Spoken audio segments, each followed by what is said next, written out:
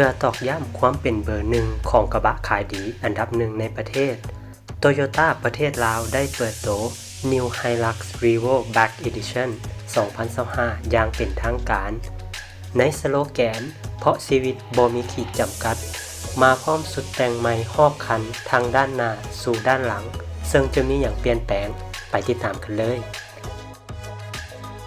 ใหม่กระจังหน้าสีดำเงาให้อารมณ์สปอร์ตติดตั้งสเกิร์ตหน้าใหม่พร้อมสีดำตัดแดงกรอบไฟตัดหมอกตกแต่งด้วยสีดำติดตั้งคิ้วซุ้มล้อสีดำพร้อมแซมสีแดงทั้ง4ล้อลาย6ก้านคูขอบ17นิ้วสีเทาดำเปลี่ยนอักษรไฮลักจากสีเงินเป็นสีดำพร้อมสัญลักษณ์ Black Edition บริเวณฝาท้ายบ่งบอกความเป็นรุ่น Black Edition ติดตั้งเซ็นเซอร์ทางด้านหน้าและด้านหลังมาพร้อมกล้องเบิ่งภาพทางด้านหลัง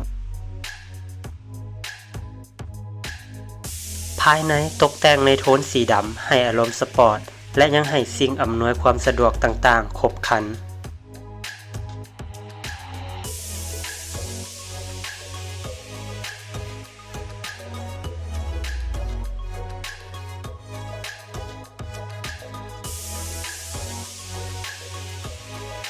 ขุมพลังที่ให้มาแม้นจะมีให้เลือก2เครื่องจักรคือรุ่น P-Runner เครื่องจักร 2.4 ลิตรขับเคลื่อน2ล้อให้กำลังสูงสุด150แรงม้าแรงบิดสูงสุด400นิวตันเมตรต่อมากับรุ่นขับเคลื่อน4ล้อเครื่องจักร 2.8 ลิตรให้กำลังสูงสุด204แรงม้าแรงบิดสูงสุด400นิวตันเมตรซึ่งว่าทั้ง2รุ่นนี้จะมาพร้อมเกียร์อัตโนมัติ6สปีดสุดท้ายกับราคาทั้ง2รุ่นนี้แมนตามหน้าจอเลยเด้อ